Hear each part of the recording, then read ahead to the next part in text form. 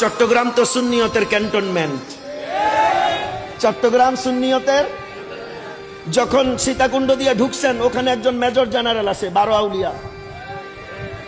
চট্টগ্রাম শহরে ঢুকে গেছেন, ক্যান্টনমেন্টের জিওসি আছে ওখানে, গরিবুল্লাহ শাহ, মিসকিন শাহ, শাহিন শাহে আদালত, শাহ আমানত, সোলজারদের সেনা বেরাক আছে, জামিয়া আহমদিয়া সুন্নিয়া।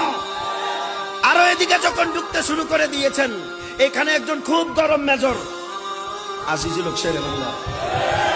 আর একটু এদিকে যখন চলে আসছেন, ক্যান্টনমেন্টের ভিতরে আরেকটা ক্যান্টনমেন্ট থাকে।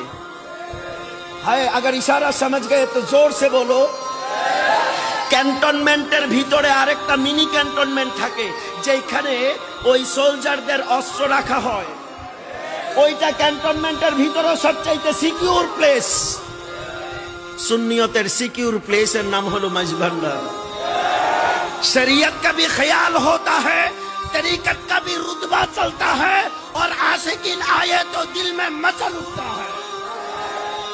এইটা হলো সুন্নিয়তের ক্যান্টনমেন্ট। এই জায়গা নিয়ে সংশয় করলে দখল হয়ে যাবে।